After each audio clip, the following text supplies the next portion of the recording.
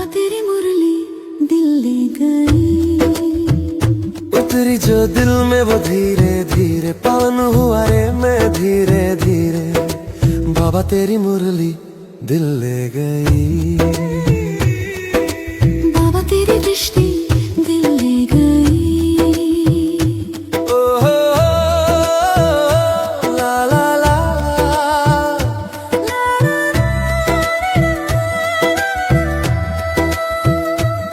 बाबा तुझसे मिलकर ये जाना है। ओम शांति। आज हम बाबा की 19 मार्च 2026 की साकार मुरली सुनेंगे। प्रातः मुरली ओम शांति। बाप दादा मधुबन।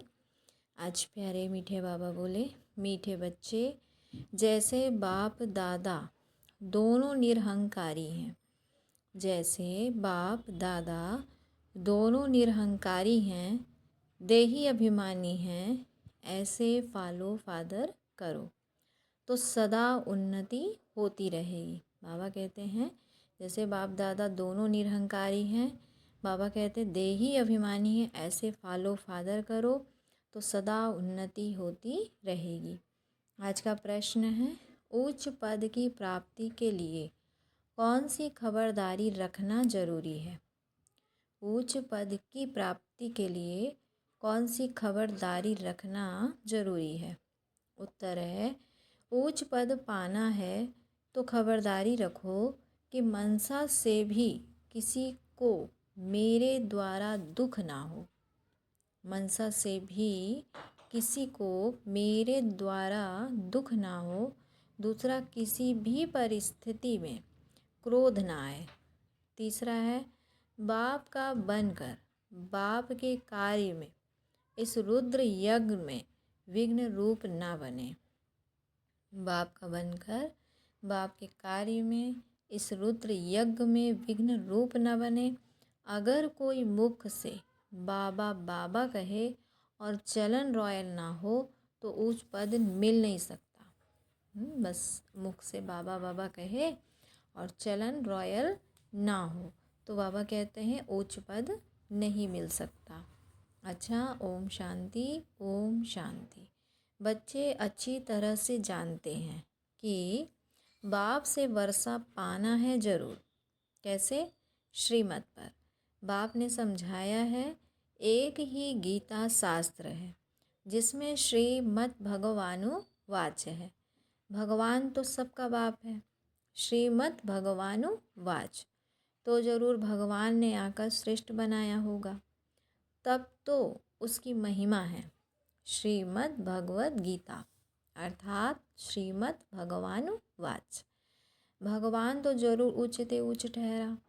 श्रीमद् भी उस ही एक शास्त्र में गाई हुई है और कोई शास्त्र में श्रीमद् भगवानु वाच नहीं है। श्रीमद् किसकी होनी चाहिए? वह लिखने वाले भी समझ ना सके उसमें भूल क्यों हुई है, वह भी बाप आकर समझाते हैं। बाबा ने कहा कि रावण राज्य शुरू होने से ही रावण मत पर चल पड़ते हैं। रावण राज्य शुरू होने से ही रावण मत पर चल पड़ते हैं। रावण राज्य शुरू होने से ही रावण मत पर चल पड़ते हैं। पहले कड़े से कड़ी भूल इन रावण मत वालों ने की है। रावण की चमाट लगती है। जैसे कहा जाता है शंकर प्रेरक है, बॉम्ब शादी बनवाए हैं, वैसे 5 विकारों रूपी रावण प्रेरक है मनुष्य को पतित बनाने का। तब तो पुकारते हैं पतित पावन आओ। तो पतित पावन एक ही ठहरा ना। इससे सिद्ध है कि पतित बनाने वाला और है, पावन बनाने वाला और है।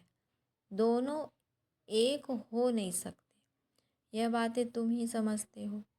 नंबर वार पुरुषार्थ अनुसार ऐसा मत समझना कि सभी को निश्चय है। नंबर वार है। जितना निश्चय है उतनी खुशी बढ़ती है। बाप की मत पर चलना होता है। श्रीमत पर हमको यह स्वराज्य पद पाना है। मनुष्य से देवता बनने में देरी नहीं लगती है। तुम पुरुषार्थ करते हो, मम्मा बाबा को फॉलो करते हो, जैसे वह आप सामान बनाने की सर्विस कर रहे हैं। तुम भी समझते हो कि हम क्या सर्विस कर रहे हैं और मम्मा बाबा क्या सर्विस कर रहे हैं। बाबा ने समझाया था कि शिव बाबा और ब्रह्मा दादा दोनों इकट्ठे हैं, तो समझना चाहिए कि सबसे नज़दीक है। बाबा ने समझाया था कि शिव बाबा और ब्रह्मा दादा दोनों इकट्ठे हैं, तो समझना चाहिए कि सबसे नज़दीक है। इनका ही संपूर्ण रूप सूक्ष्म तन में देखते हैं तो ज़रूर यह तीखा होगा, परंतु जैसे बाप निरहंकारी है, देही अभिमानी है, वैसे यह दादा भी निरहंकारी है। कहते हैं कि शिव बाबा ही समझाते रहते हैं। जब मुरली चलती है तो बाबा खुद कहते हैं कि समझो कि शिव बाबा इन द्वारा सुना रहे हैं। यह ब्रह्मा भी जरूर सुनता होगा। यह ना सुने और ना सुनाए तो उच्च पद कैसे पाए। परंतु अपना देह अभिमान छोड़ कहते हैं कि ऐसा समझो कि शिव बाबा ही सुनाते हैं। हम पुरुषार्थ करते रहते हैं, शिव बाबा ही समझाते हैं। इसने तो पतित पना पास किया हुआ है। मम्मा तो कुमारी थी तो मम्मा ऊंच चली गई। तुम भी कुमारियाँ मम्मा को फॉलो करो। गृहस्थियों को बाबा को फॉलो करना चाहिए। हर एक को समझना है कि मैं पतित हूँ, मुझे पावन बनना है। मुख्य बात बाप ने याद की यात्रा सिखलाई है। इसमें देह अभिमान नहीं रहना चाहिए। अच्छा, कोई मुरली नहीं सुना सकते तो याद की यात्रा पर रहो। यात्रा पर रहते मुरली चला सकते हैं, परंतु यात्रा भूल जाते हैं तो भी हर्जा नहीं। मुरली चलाकर फिर यात्रा पर लग जाओ, क्योंकि वह वाणी से परे वानप्रस्थ अवस्था है। मूल बात है देही अभिमानी हो बाप को याद करते रहें और चक्र को याद करते रहें। किसी को दुख ना दे, यही समझाते रहें। बाप को याद करो, यह है दुख ना दे। बाबा कहते यह है यात्रा। मनुष्य जब मरते हैं तो कहते हैं, क्या कहते हैं? स्वर्ग पधारा। अज्ञान काल में कोई स्वर्ग को याद नहीं करते। स्वर्ग को याद करना माना यहाँ से मरना, ऐसा कोई याद नहीं करते। और अभी तुम बच्चे जानते हो हमको वापस जाना है।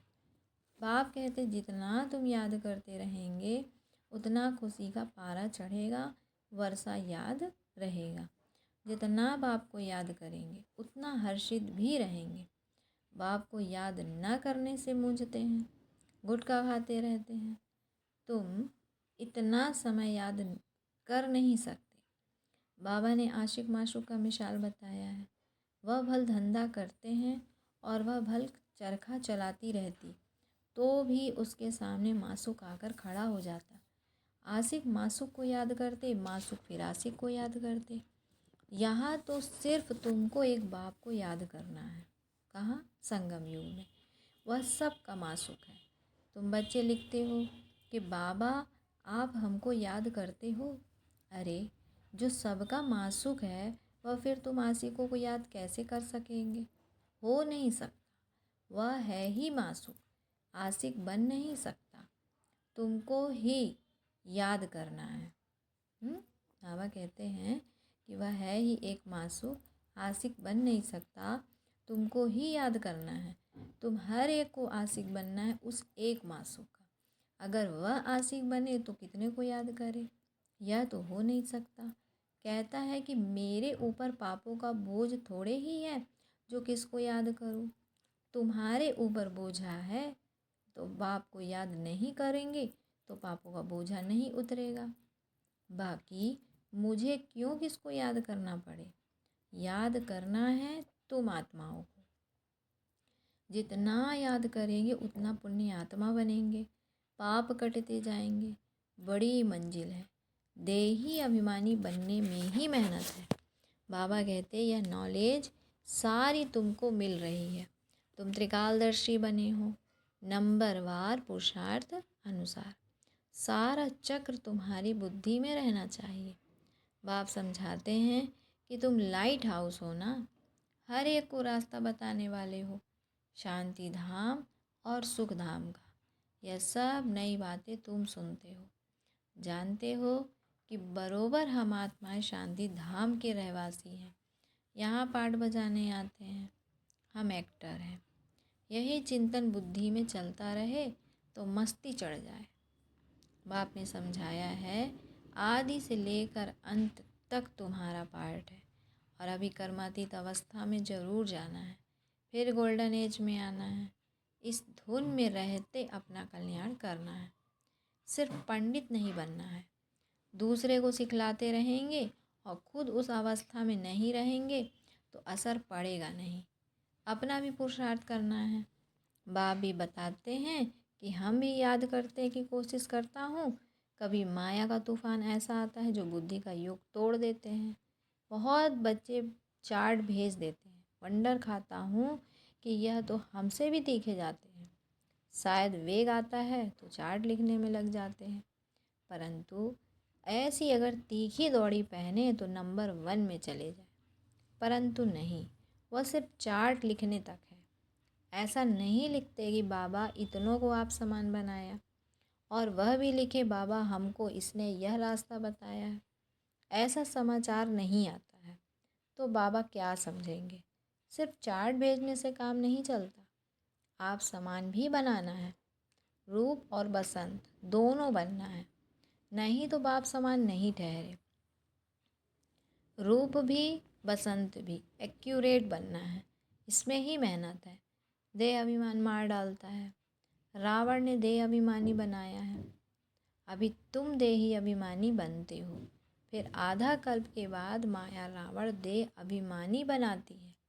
देही अभिमानी तो बहुत मीठा बन जाते हैं, संपूर्ण तो अभी कोई बना नहीं है। इसीलिए बाबा हमेशा कहते हैं कि किसी के भी दिल को रंज नहीं करना है, दुख ही नहीं देना है। सबको बाप का परिचय दो। बोलने करने की भी बड़ी रॉयल्टी चाहिए। ईश्वरीय संतान के मुख से सदैव रत्न निकलने चाहिए। तो मनुष्यों को जियदान देते हो, रास्ता बताना है और समझाना है। तुम परमात्मा के बच्चे हो ना, उनसे तुमको स्वर्ग की राजाई मिलनी चाहिए। फिर अब वह क्यों नहीं है? तो याद करो, बरोबर बाप से वर्षा मिला था ना। तुम भारतवासी देवी देवताएं थे। तुमने ही 84 जन्म लिए। तुम समझो कि हम ही लक्ष्मी नारायण के कुल के थे। अपने को कम क्यों समझते हो? अगर कहते हैं कि बाबा सब थोड़े ही बनेंगे, तो बाबा समझ जाता है कि यह इस कुल का नहीं है। अभी से ही थिरकने लग पड़ा है। तुमने 84 जन्म लिए हैं। बाप ने 21 जन्मों की प्रारब्ध जमा कराई। वह खाया, फिर ना समाप्त होना शुरू हो गई।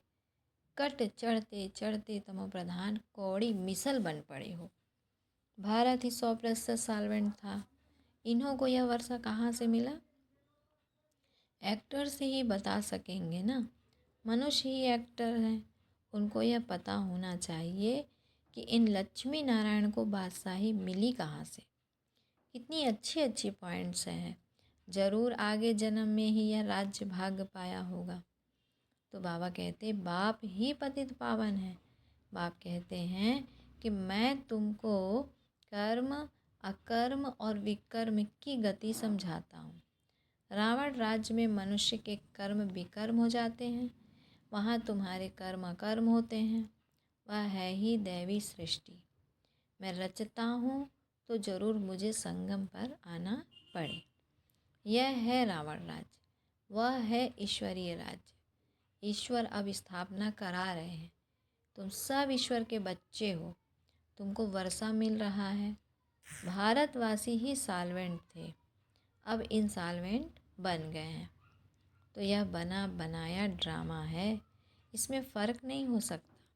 सबका झाड़ अपना अपना है, वैरायटी झाड़ है ना। बाबा कहते देवता धर्म वाले ही फिर देवता धर्म में आएंगे। क्रिश्चियन धर्म वाले अपने धर्म में खुश हैं, औरों को भी अपने धर्म में खींच लिया है। भारतवासी अपने धर्म को भूलने के कारण वह धर्म अच्छा समझ चले जाते हैं। विलायत में नौकरी के लिए कितने जाते हैं, क्योंकि वहाँ कमाई बहुत है। ड्रामा बड़ा वंडरफुल बना हुआ है। इसको समझने की अच्छी बुद्धि चाहिए। विचार सागर मंथन करने से सब कुछ समझ में आ जाता है। यह बना बनाया अनादि ड्रामा है, तो तुम बच्चों को आप समान सदा सुखी बनाना है। ये तुम्हारा धंधा है, पतितों से पावन बनाना।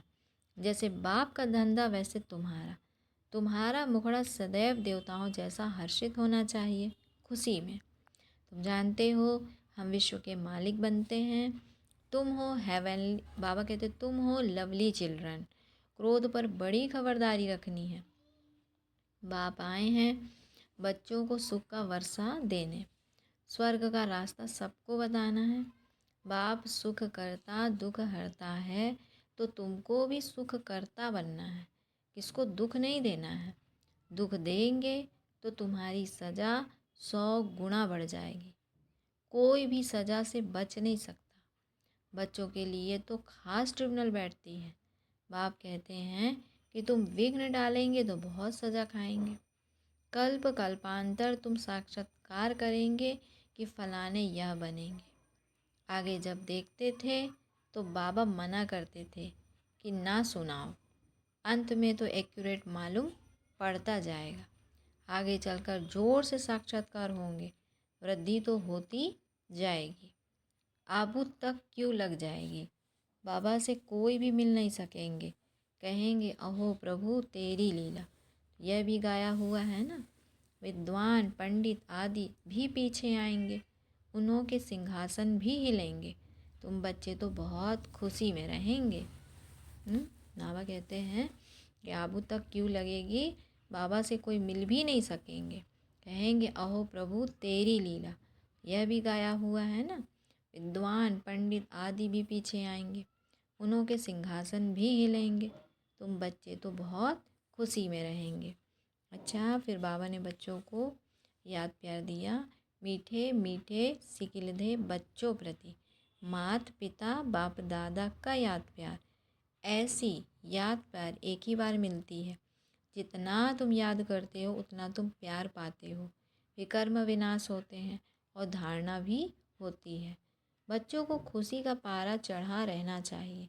जो भी आए उनको रास्ता बताए।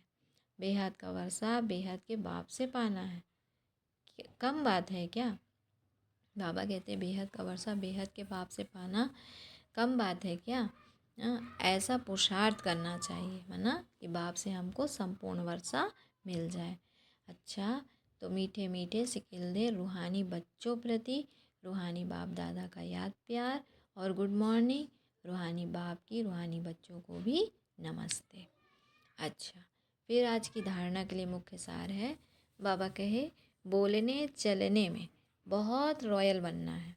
मुख से सदैव रत्न निकालने हैं। आप सामान बनाने की सेवा करनी है, किसी के दिल को रंज नहीं करना है।